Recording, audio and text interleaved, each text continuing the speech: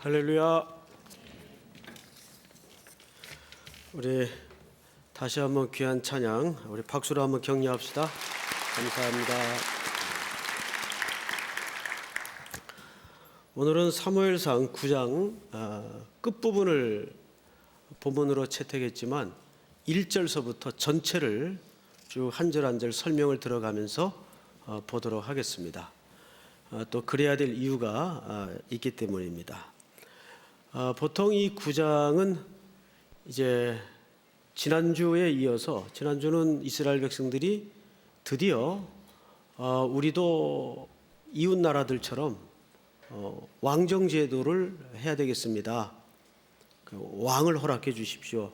사무엘 선지자에게 부탁을 하는 장면이 나왔었고, 하나님은 그것을 부득불 허락을 하죠. 그것은 어떤 의미에서 그냥 허용을 하는 거지 찬성하는 의미에서 허락을 하는 건 아니었다고 말씀을 드렸어요. 정확하게 호세아 선지자가 분노함으로 왕을 주고라는 표현을 정확히 합니다. 그래서 이제 드디어 오늘부터 사울이라는 인물이 역사의 전면에 드러나기 시작합니다. 근데 그 브릿지에 해당하는 본문이에요. 본격적인 등장은 10장서부터인데 이 초야에 묻혀있던 사울이 어떻게 역사의 전면에 하나님의 오묘한 경륜 속에 드러나게 되는가를 우리가 좀 보도록 하겠습니다. 우선 9장 1절부터 보십시다. 1절. 베냐민 지파에 기스라 하는 유력한 사람이 있으니, 기스는 오늘 등장할 사울의 아버지입니다.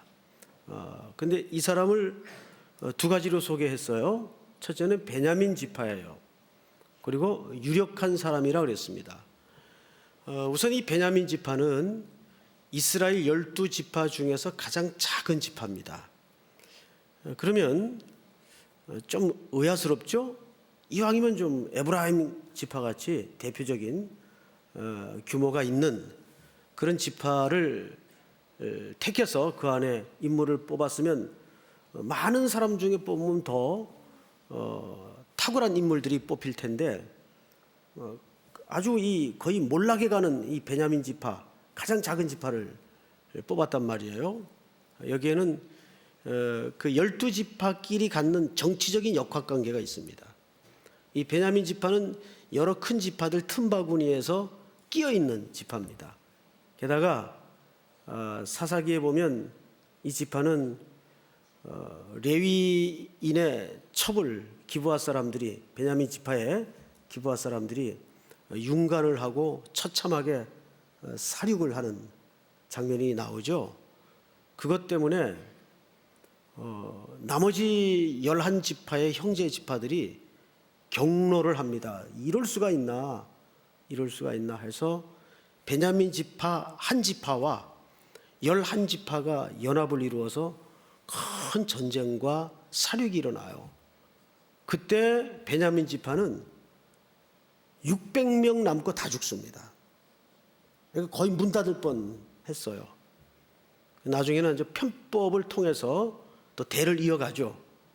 그런 아주 유명한 일화를 남긴 지파입니다. 그래서 규모가 굉장히 작아요. 근데 왜 이 작은 지파를 택했을까?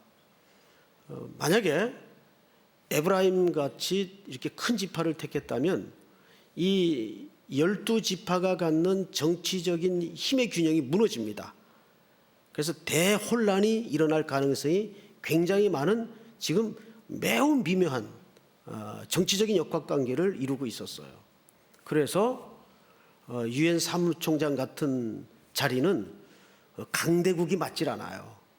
미국이 맞질 않고 우리 한국 같은 이 작은 나라가 그런 대표직을 맡듯이 뭐 그런 차원으로 이해를 하면 얼핏 쉽게 이해를 할 겁니다. 그런데 이 베냐민 지파가 특별히 또 용맹스럽습니다. 우리 한번 그 대목을 좀 확인을 해볼까요? 사사기 20장을 한번 보십시다. 사사기 20장 12절을 한번 보십시오. 20장 12절 몇 절을 교독을 한번 하겠습니다. 사사기 20장 12절 이스라엘 지파들이 베냐민 온 지파의 사람들을 보내어 두루다니며 이르기를 너희 중에서 생긴 이 악행이 어찌 됨이냐. 시작. 그런즉 이제 기브아 사람들 곧 그 불량 배들을 우리에게 넘겨 주어서 우리가 그들을 죽여 이스라엘 중에 악을 제거하여 버리게 하나 베냐민 자손이 그들의 형제 이스라엘 자손의 말을 듣지 아니하고 도리어 성읍들로부터 기브아에 모이고 나가서 이스라엘 자손과 싸우고자 하니라. 시작. 그때 그 성읍들로부터 나온 베냐민 자손의 수는 칼을 빼는 자가 모두 2만 6천 명이요 그 외에 기브아 주민 중 택한 자가 700명이니 이 모든 백성 중에서 택한 700명은 다 왼손잡이라 물매로 돌을 던지면 조금도 틀림이 없는 자들이더라. 여기까지요. 그리고 기니까 건너가서 47절을 한번 보십시오.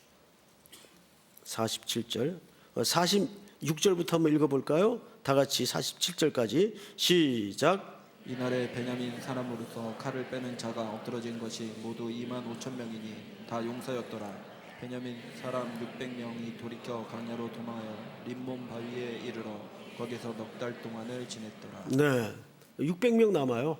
전쟁해가지고 다 죽고. 그래서 이 베냐민 지파는 아주 기울은 최고로 작아진 규모의 지파입니다.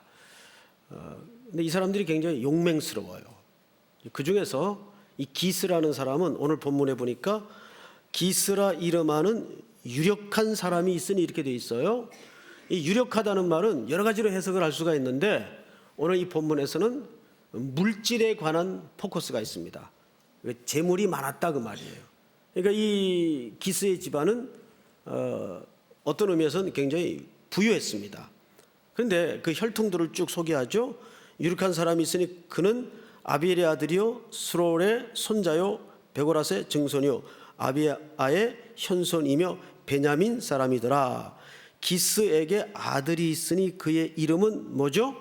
사울이라. 드디어 이제 사울 이름이 등장을 합니다. 근데 이 사울이라는 이름이 굉장히 좀 오묘해요.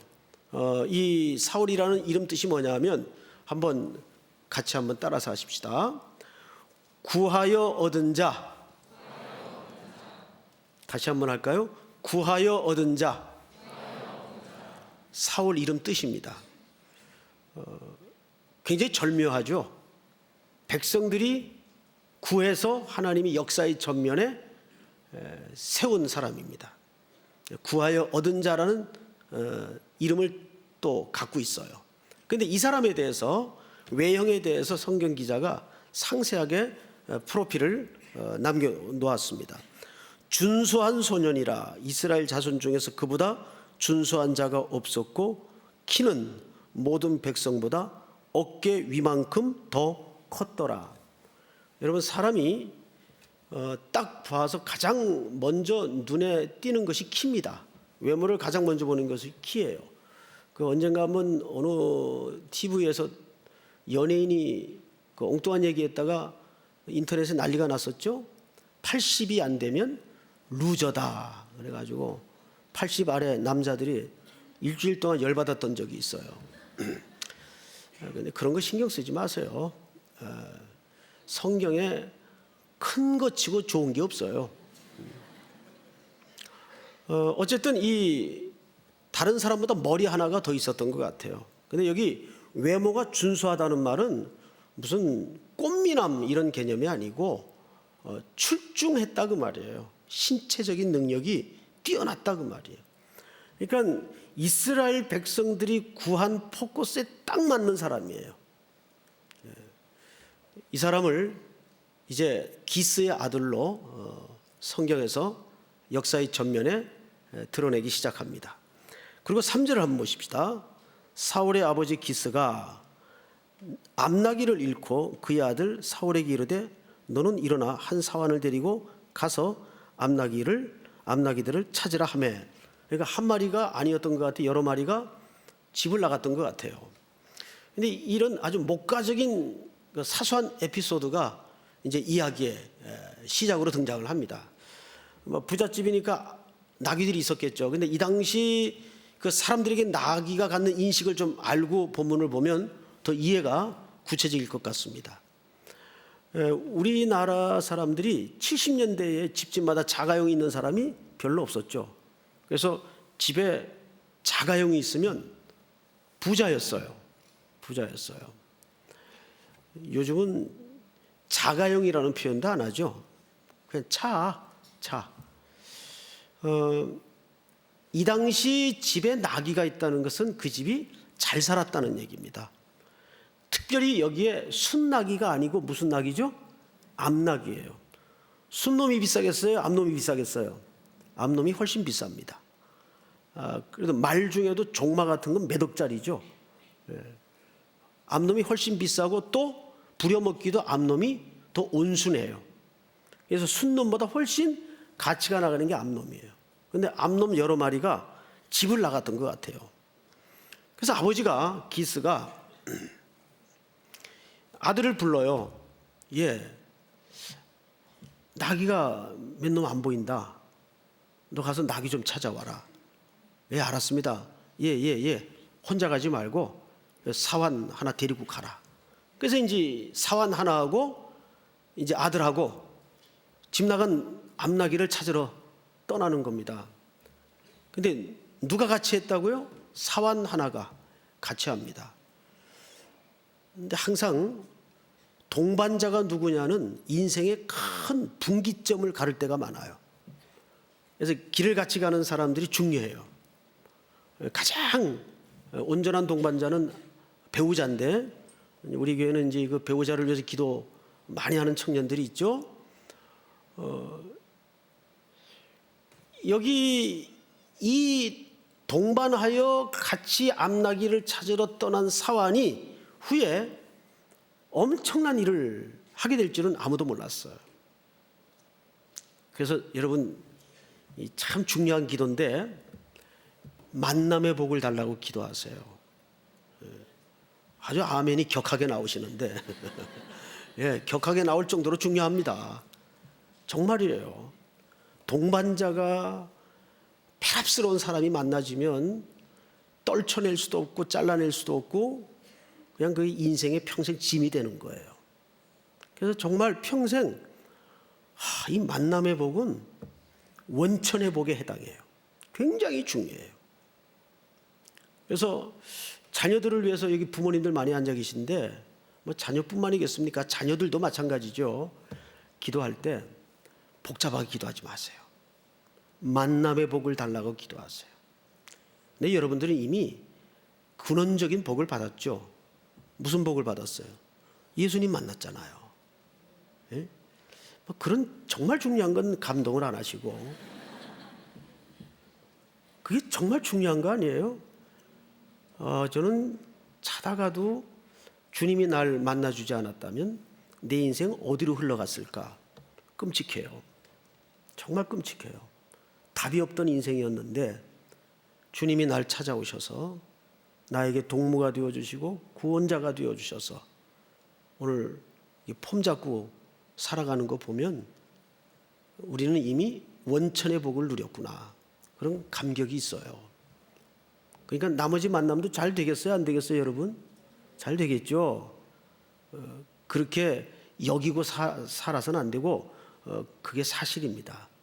예수님 만났다면 나머지 만남의 복도 잘 될 줄을 믿으시기 바랍니다. 이렇게 사환과 암나귀를 찾으러 아버지의 심부름으로 집을 떠나게 됩니다. 자, 그런데 나귀가 어디로 튀었을지 알 게 뭐예요? 대책 없이 떠난 거예요. 초목지를 중심으로 찾아다녔겠죠. 이때까지는 사울이 아무래도 이제 효성도 있고 성실했던 것 같아요. 자, 우리 4절을 좀 보십시다. 같이 한번 읽겠습니다. 시작. 그가 에브라임 산지와 살리사 땅으로 두루 다녀 보았으나 찾지 못하고 사할림 땅으로 두루 다녀 보았으나 그곳에는 없었고 베냐민 사람의 땅으로 두루 다녀 보았으나 찾지 못하니라. 아멘. 여기 지명이 여러 군데 나와요. 여러 군데 나오는데 한 4군데를 돌아다녔네요. 에브라임 산지, 살리사, 그다음에 사할림, 또 마지막에 베냐민 땅까지 두루 돌아다녔어. 이 코스를 이제 어느 신학자가 이렇게 정확하게 그렸는데 40km, 꽤 되죠. 40km면 40km를 헤매고 다닌 겁니다. 근데 여기 반복되는 세 가지 문장이 등장을 하죠. 찾지 못했고, 없었고, 찾지 못했다. 네. 이건 뭘 얘기할까요? 이 공통점이 뭐예요? 무지하게 헤맸다 그 말이에요. 무지하게 돌아다닌 거예요. 40km를. 거의 걸어서 다녔겠죠. 자, 그런데 찾지 못했고, 없었고, 찾지 못했다. 방황했다 그 말이에요. 그런데 이 길 끝에 하나님이 어마어마한 만남과 경륜을 준비하실 줄이야 사환이 알았겠습니까? 사울이 알았겠습니까? 그러니까 하나님은 우리 일상의 사소한 에피소드 속에 하나님의 오묘한 경륜을 감추어 놓을 때가 많아요. 그래서 여러분, 이걸 할까 말까 갈까 말까 할 때는 하시고 가세요. 그게 좋아요. 믿습니까? 그러니까 여러분 정신이 항상 좀 유치한 것 같지만 도전으로 가는 거예요. 갈등이 있을 때는. 자, 이렇게 길을 떠나서 한 사흘이 지났던 것 같습니다. 그런데 어디에도 암나귀를 발견하지 못합니다. 지쳤겠죠? 사울이 입을 엽니다. 어이, 나귀는 고사하고 우리 때문에 아버지가 집에서 걱정하시겠어. 자, 이쯤에서 돌아가지. 나중에 다시 찾는 한이 있더라도. 이렇게 이제 사울의 마음이 기울어졌던 것 같아요. 아버지를 끔찍하게 생각했던 아들이었던 싶습니다. 5절을 보세요. 그들이 숲 땅에 이른 때에, 자, 어디에 이르러요? 숲. 야, 숲이 피읍입니까? 아니, 피읍. 피읍 맞네요. 피읍입니까? 비읍입니까? 비읍이죠. 예. 그러니까 이것은 울창한 숲을 말하는 게 아니고 지명이 지명. 근데 이 숲이 이제 중요합니다. 숲이라는 지역에 어떤 곳이 있냐 하면 라마라는 지역이 있어요. 라마는 주로 누가 머물러 있던 장소인가 하면 이 당시 최고의 지도자요 선지자인 사무엘이 주로 머물면서 순회를 다니는 본거지입니다. 그래서 사무엘의 고향이 어디예요? 라마다임 소빔에 이렇게 돼 있죠. 라마다임 소빔에 이 숲에 라마가 있어요. 라마. 어쩌다가 암나귀 찾으러 길을 떠났다가 어디까지 왔어요? 지금 선지자가 살고 있는 본거지까지 오게 된 겁니다. 자, 5절 보세요. 그들이 숲 땅에 이른 때에 사울이 함께 가던 사원에게 이르되 돌아가자. 내 아버지께서 암나귀 생각은 고사하고 우리를 위하여 걱정하실까 두렵다. 이렇게 된 겁니다. 자, 주인집 도련님이 돌아가자 그랬으면 웬만해서는 이 길은 돌아가야 되는 길이에요. 그런데 여기 뜻밖의 해프닝이 벌어져요. 동행했던 사환이, 자 보세요. 6절 같이 읽겠습니다. 시작. 그가 대답하되 보소서 이 성읍에 하나님의 사람이 있는데 존경을 받는 사람이라 그가 말한 것은 반드시 다 응하나니 그리로 가사이다. 그가 혹 우리가 갈 길을 가르쳐 줄까 하나이다 하는지라. 여기 그가 혹 우리가 갈 길을 가르쳐 줄까 하나이다라는 말은 돌아가는 길을 잊어버려서가 아니고 암나귀를 이 사람이면 어디 있는지 알 수도 있겠다라는 마음으로 사환이 제안을 한 겁니다. 저 도련님, 여기까지 왔는데 지난 3일 고생한 거 아깝지 않습니까? 이걸 이제 경영학에서는 매몰 비용이라고 그러죠. 매몰 비용. 매몰 비용 아까워서 주저주저 하다가 쪽박찬 회사들 많죠. 지금까지 광고비 들인 게 얼만데, 지금까지 투자한 게 얼만데 안 되는 사업을 그렇게 하다가 쪽박찬 회사가 굉장히 많아요. 그걸 보통 이제 우리 회사 용어로는 매몰 비용이라고 그러죠. 근데 이제 사울은 그런 거 생각하지 않고 아버지 걱정 때문에 돌아갑시다 그랬던 것 같아요. 근데 사환이 거기 이제 제동을 걸고 나선 겁니다. 도련님, 지금 우리가 고생한 거 아깝지 않습니까? 마침 여기가 수읍 땅이니 여기 우리나라에서 가장 존경받는 선지자 한 분이 계십니다. 사실 이때는 이 백성들의 개념 속에 선지자라는 개념이 없었어요. 선견자라 그랬습니다. 이제 선지자와 선견자의 차이를 이제 후에 설명을 좀 드리겠습니다.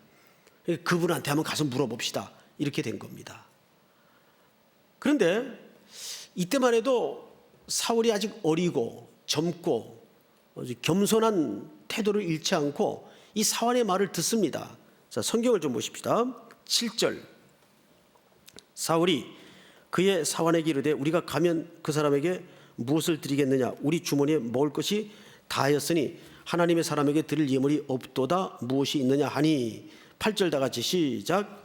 사환이 사울에게 다시 대답하여 이르되 보소서 내 손에 은 한 세겔의 4분의 1이 있으니 하나님의 사람에게 드려 우리 길을 가르쳐 달라 하겠나이다 하더라. 여기 은 한 세겔 4분의 1이라고 되어 있죠. 이건 화폐가 아닙니다.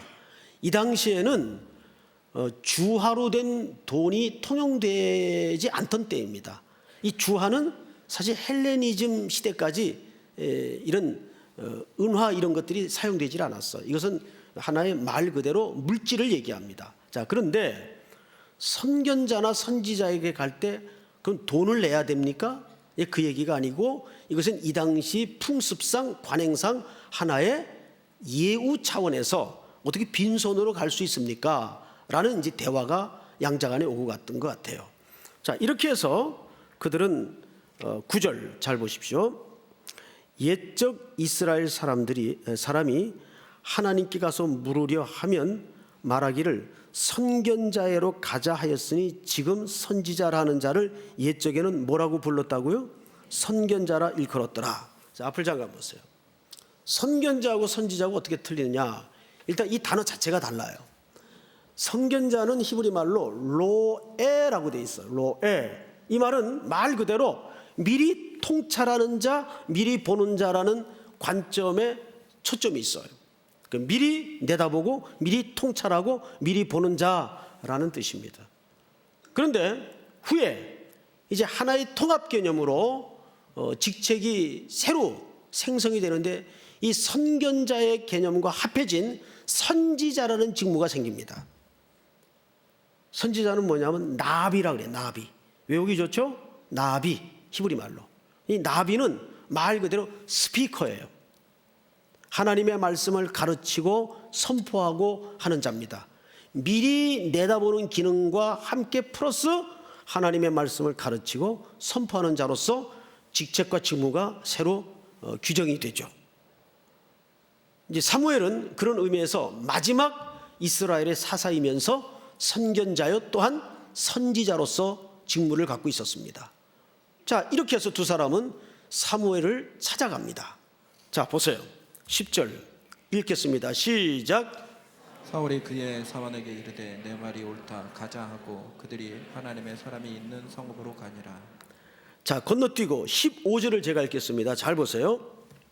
사울이 오기 전날에 여호와께서 사무엘에게 알게 하여 이르시되 16절 다 같이 시작. 내일 이맘때 내가 베냐민 땅에서 한 사람을 내게로 보내리니 너는 그에게 기름을 부어 내 백성 이스라엘의 지도자로 삼으라. 그가 내 백성을 블레셋 사람들의 손에서 구원하리라. 내 백성의 부르짖음이 내게 상달되었으므로 내가 그들을 돌보라 하셨더니. 아멘. 자, 보세요. 이미 사전에 그 전날에 하나님께서 이 라마의 거주지를 두고 살고 있던 선지자에게 한 소년이 베냐민 땅에서 너를 찾아올 것이다. 미리 가르쳐 줬어요. 정확하게. 그러니까 기스의 집안에서 나귀가 탈출을 하고 그 나귀를 찾으러 기스는 또 사환과 아들을 동반시켜서 내보낸 이 모든 과정이 배후에는 누구의 손길이 있었습니까? 하나님의 정확한 손길이 있었어요. 그런 거 보면 예수님의 말씀이 얼마나 정확한지 공중에 나는 참새 하나도 하나님의 허락 없이는 그냥 떨어뜨림이 없다 그랬어요. 여러분 그 사실을 믿습니까? 그러니까 역사의 주권은 하나님 손에 있어요. 우리에게 벌어지는 수많은 슬픈 일들, 만나기 싫은 일들, 견디기 어려운 일들까지도 그분의 허락 없이는 발생하는 일이 없어요. 그것이 허용된 일이든 인간의 실수로 벌어진 일이든 하나님의 계획하에 있던 일이든 주권은 그분께 있는 거예요. 그 나귀가 자기가 탈출했겠어요? 하나님이 어느 날 나귀 귀에다 대고 하나님이 창조 주시니까 너 잠깐 바람 좀 쐬고 와라. 그러고 내보낸 거예요. 제가 말은 이렇게 하지만 싫지. 멀쩡했던 나귀가 왜 집을 나가요? 그러니까 혼자 내보내면 또 위험하니까 몇 놈 같이 딸려가지고 하나님은 내보낸 겁니다. 그걸 또 인간은 찾으러 막 돌아다니는 거예요. 그러다가 기가 막히게 숲까지 도달하게 된 겁니다. 하마터면 돌아갈 뻔했는데 딸려보낸 종이 사환이 여기까지 왔는데 비용이 아깝지 않습니까? 그 경영학적으로는 매몰 비용 때문에 우리 여기 존경하는 선지자가 있다는 소문을 일찍부터 들어 알고 있는데 그냥 가지 말고 그분께 한번 가서 여쭤봅시다. 또 선뜻 사울은 승낙을 해요. 그래서 이제 도착을 하게 됩니다. 자, 그런데 여기 좀 어려워요. 이제 어려워요. 16절을 다시 보세요. 내일 이맘때에 내가 베냐민 땅에서 한 사람을 네게로 보내리니 너는 그에게 뭘 부어요? 기름을 부어. 기억하세요. 기름을 부어.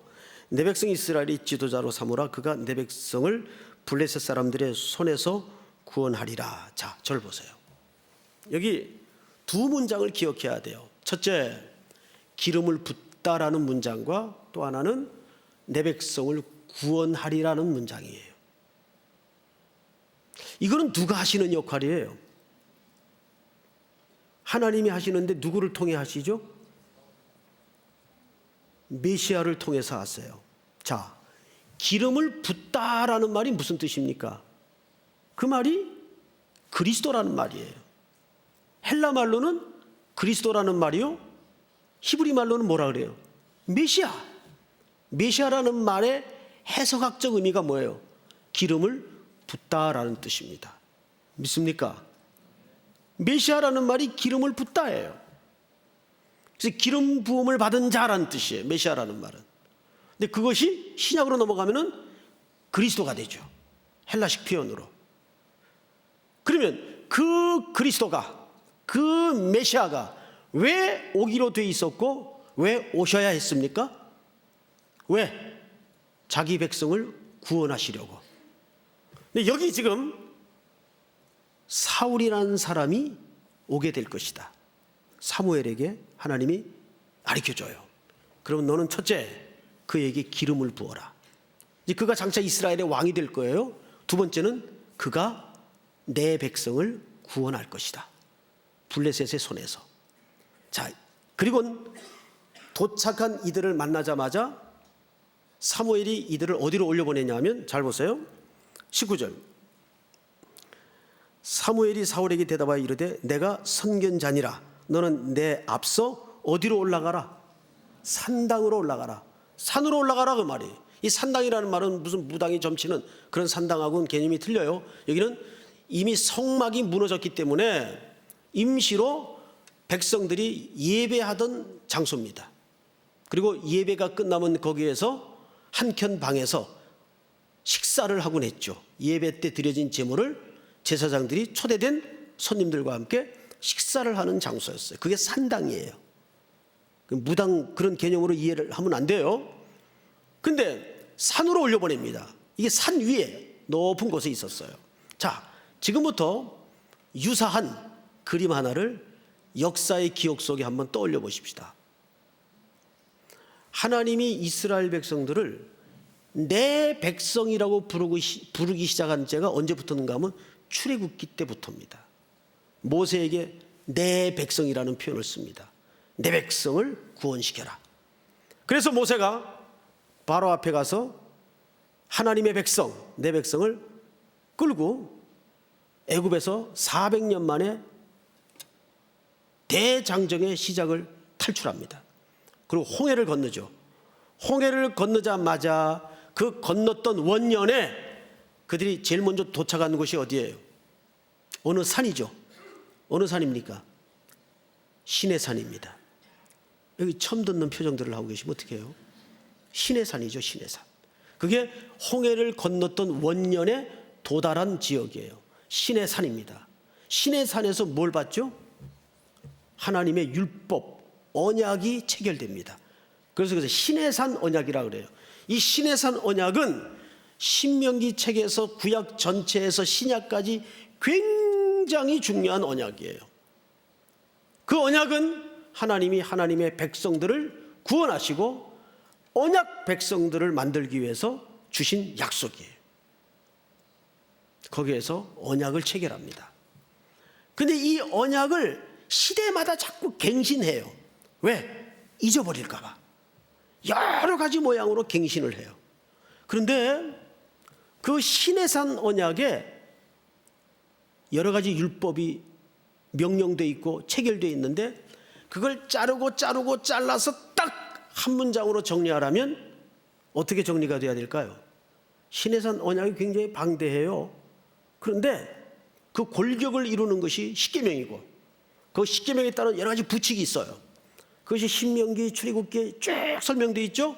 우리 지금 새벽에 신명기를 하고 있어요. 새벽에 신명기를 해요 지금. 오늘도 했어요. 그 모든 율법을 정리해서 딱 한 문장으로 만들려면 이런 문장이 걸러집니다. 내가 너희의 왕이다. 계속 하나님이 그걸 사실은 강조하고 훈련시키고 가르치는 거예요. 내가 왕이다. 그래서 사사시대라는 것은 뭐냐 하면 하나님이 왕이라는 것을 백성들에게 보여주고 훈련시키고 순종케 하고 연습시키고 가르치는 역사였어요. 그런데 그만 이스라엘 백성들이 하나님을 왕으로 취급도 대접도 하지 않았어요. 그래서 사사기 마지막 장 마지막 절이 어떻게 끝났습니까? 그때 이스라엘에 왕이 없으므로. 왕이 왜 없어요? 하나님이 그들의 왕이신데. 문제는 그들이 하나님을 왕으로 대접하지 않았던 역사라 그 말이에요. 그리고 그들은 오히려 우리도 모든 나라들과 같이 뭘 달라? 보이는 왕을 달라. 좀 믿음직한 가시적인 그런 확실한 왕을 달라. 그래서 하나님이 역설적으로 채택해 준 왕이 사울이에요. 결국 사울은 실패하죠. 그런데 그 실패한 인간의 진물나는 역사를 하나님이 뚫어내고 결국은 참된 왕을 우리에게 보내시잖아요. 그 참된 왕이 누구십니까? 다윗의 집안을 통해서 오실 그리스도, 메시아, 기름 부은 자. 지금 사울을 만나자마자 하나님은 그걸 암시하고 여기 복음으로 감추어 놓고 있는 거예요. 그래서 사울에게 뭘 붙도록 해요? 비록 실패할 것이지만 첫 아담은 실패했듯이. 그래서 누가 오셔서 그 첫 아담의 실패를 완성하십니까? 둘째 아담인 예수 그리스도. 둘째 아담이자 마지막 아담인 예수 그리스도가 오셔서 인간의 혈육을 생산하지 않고 총각으로 죽으셨어요. 그 말은 무슨 말인가 하면 죄된 아담의 족보를 끊었다 그 말이에요. 그리고 사망 권세를 깨치고 부활의 첫 열매가 되셨다는 것은 새로운 인류를 그리스도 안에서 탄생시킨 거예요. 그것이 부활의 첫 열매예요. 새로운 인류, 약속의 자손. 그게 저와 여러분들 아니겠어요? 그러니까 하나님은 이 모든 가교의 역할을 역사 속에 누구에게 맡겼는가 하면 사무엘에게 맡긴 거예요. 그래서 사무엘로 하여금 사울에게 기름을 붓게 합니다. 그리고 그에게 하나님의 말씀을 마지막엔 들려주죠. 돌아갈 때 뭘 들려서 돌아가게 합니까? 하나님의 말씀을 들려서 돌아가게 합니다. 그리고 오늘 사울을 만나는 첫 대면의 자리에서 정확하게 메시아의 직무에 대해서 암시하는 메시지를 하나님이 사무엘에게 부탁하죠. 그에게 기름을 부어라. 그가 내 백성을 블레셋의 손에서 구원할 것이다. 이 역할이 정확하게 그리스도께서 오셔서 기름을 붓고 뭐합니까? 자기 백성을 저들의 죄에서 구원시키지 않습니까? 그러니까 사울은 비록 첫 아담처럼 실패해요. 하지만 그 이후에 다윗이라는 두 번째 왕을 통해서 다윗의 자손 예수 그리스도가 이 땅에 오시게 하는 역사를 하나님께서 열어놓으시는 겁니다. 그러니까 이건 뭐냐면 하나님의 언약은 인간의 부패와 불순종과 죄악을 뚫고 뚫어내고 들어가서 결국은 하나님의 그 지배한 신비한 이해할 수 없는 사랑을 구현해내는 거예요. 그 언약에 저와 여러분들이 묶여 있다고요. 믿습니까? 자, 그런데 여기 우리가 마지막으로 놀랄 만한 사실이 하나 있어요. 물론 여러분들은 이 이야기를 들으면 별로 놀라지 않으리라고 봐요. 근데 저는 놀랐어요. 9장을 쭉 여러 날 묵상하면서 놀랐어요. 제가 지금 이 정치 구조를 한번 보세요. 지금까지 이스라엘 속에 가장 최고의 자리에 가장 훌륭한 지도자가 누굽니까? 사무엘이죠. 그런데 백성들의 왕을 달라는 요구에 새로운 지도자가 사무엘 앞에 서게 돼요. 근데 지금 사무엘 눈앞에 그 사울이라는 멋진 청년이 안개를 걷어내고 하나님의 말씀대로 탁 역사의 전면에 등장을 하는 겁니다. 근데 사무엘이 이 사람을 산당 위에 올라가서 제사를 지낸 후에 어떻게 대접하는가를 한번 보세요. 자, 몇 절을 보시냐면 22절 사무엘이 사울과 그의 사환을 인도하여 객실로 들어가서 청한 자 중 상석에 앉게 하였는데 이미 왕 대접을 하는 겁니다. 30명이 초대되어 같이 앉아 있습니다. 이 30명은 이 당시에 중요한 유지들이고 지도자들입니다. 자, 23절 시작. 사무엘이 요리인에게 이르되 내가 내게 주며 내게 두라고 말한 그 부분을 가져오라. 요리인이 넓적다리와 그것에 붙은 것을 가져다가 사울 앞에 놓는지라. 사무엘이 이르되 보라, 이는 두었던 것이니 네 앞에 놓고 먹으라.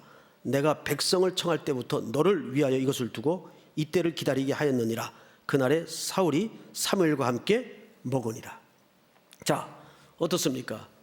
사무엘은 모든 지도자들이 보는 앞에서 이미 사울을 무슨 대접하고 있어요? 왕 대접하고 있어요. 여러분, 이거 사무엘의 입장에서 쉬운 행동이겠습니까? 더 중요한 것은 이러한 하나님의 지시에 사무엘이 단 한마디를 왜요? 또는 질문을 하지 않아요. 묻질 않아요. 그대로 이론 여지없이 순종합니다. 여기에 사무엘이 갖는 지도력의 신비가 있어요. 나라의 어른은 이래야 돼요. 여러분, 보통 지도자의 성품 많이 얘기하죠. 내추럴한 성품이 지도력의 기초가 되어서는 절대 안 됩니다. 지도자의 성품은 타고나는 겁니까? 천만에요. 지도자의 성품이 타고난다면 저는 진작에 이 목사일 그만뒀어야 됐어요. 왜? 자격이 없기 때문에. 제가 알아요. 저는 여러분들이 모르는 인격적 비밀이 있어요. 저는 사실 굉장히 부끄러움을 많이 타요. 사람 앞에 나서는 것을 정말 싫어해요. 그 겸손해서 싫어하는 게 아니라 사람 이렇게 대중 앞에 서는 걸 너무 싫어해요. 그리고 여자들하고 얘기를 하면 눈을 못 쳐다봐요. 부끄러워서가 아니에요. 이상해요. 그 여자가 무서워요.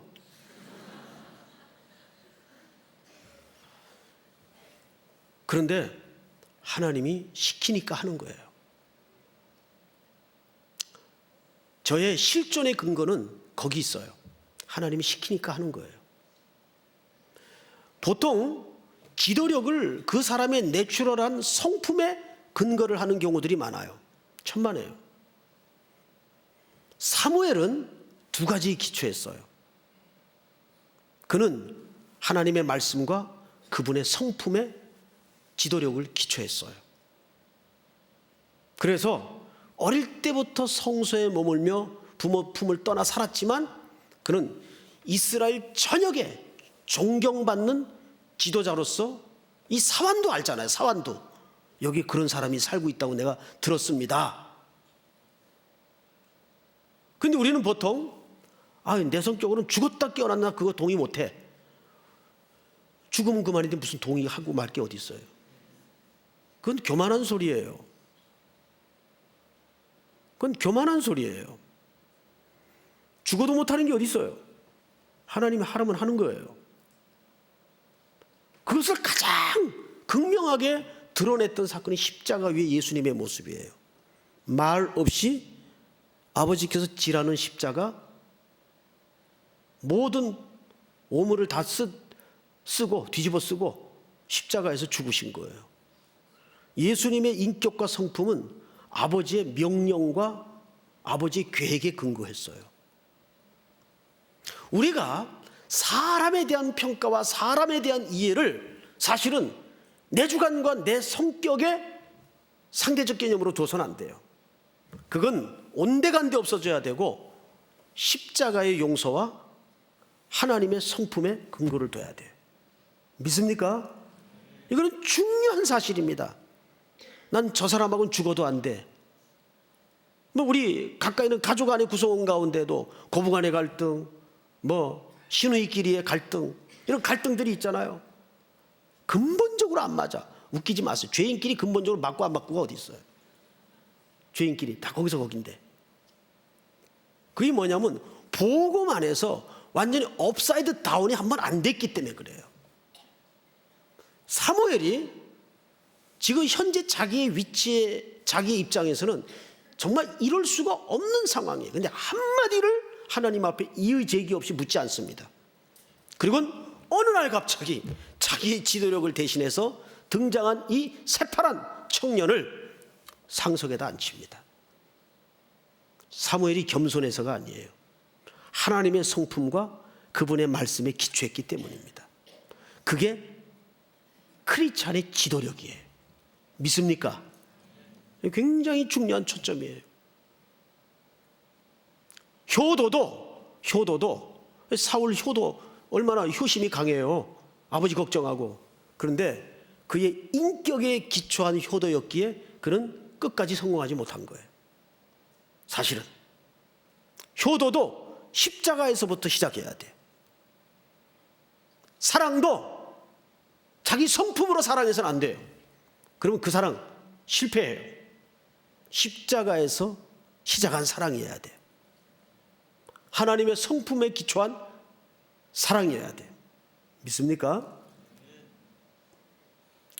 오늘도 이 말씀이 우리 모든 3일의 성도들이 살아가는 데 중요한 원리가 되면서 이제 사무엘은 마지막 지부를 향하는 사울에게 무엇을 남기는가를 한번 보십시다. 27절 같이 읽겠습니다. 시작.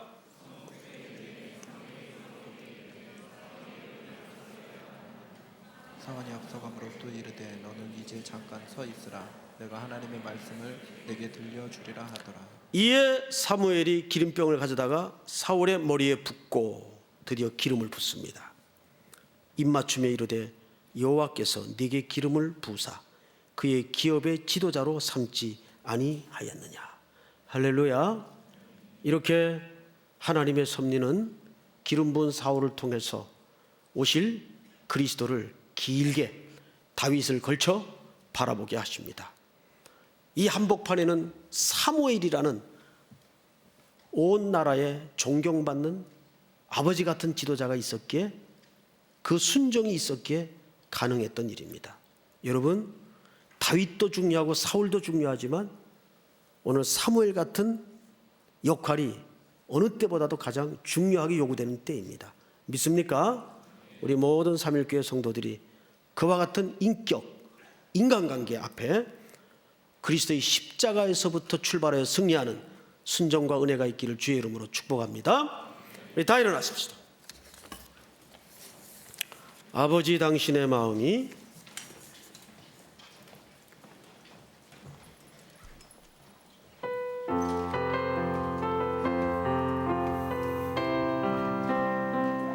아버지, 당신의 마음이 있는 곳에 나의 마음이 있기를 원해요.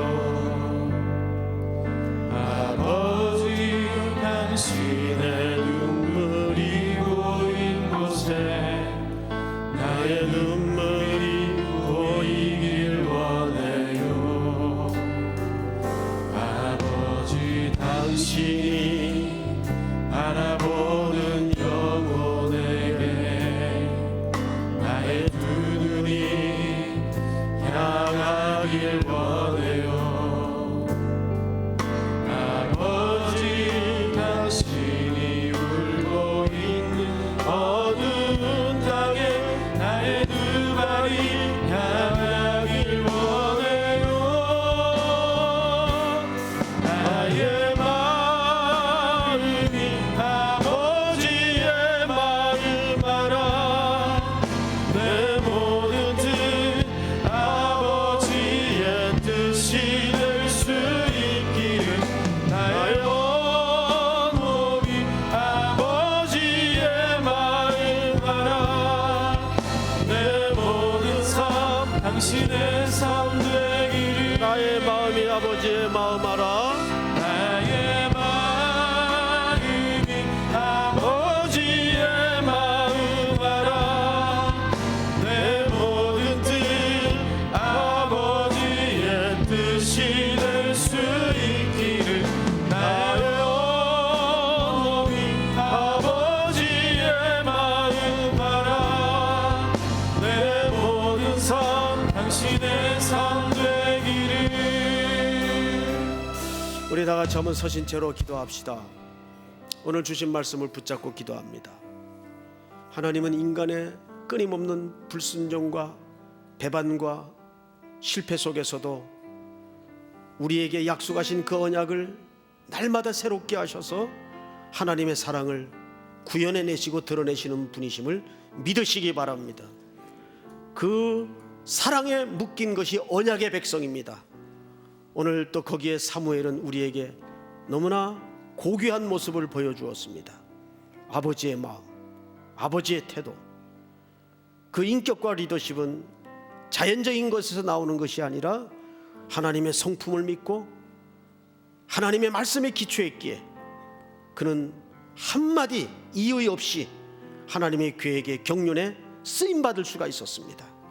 오늘 그렇게 쓰임받기를 원합니다. 우리 주여 부른 다음에 소리내어서 우리 삼일교회와 또 여러분들이 개인적인 인생과 또 여러 가지 인간관계를 놓고 하나님 앞에 부르시는 다음에 다 같이 기도하시다가 돌아가시기 바랍니다. 주여 한번 부릅니다. 주여! 사랑하시는 아버지 하나님 은혜를 감사합니다. 오늘도 우리에게 귀한 시간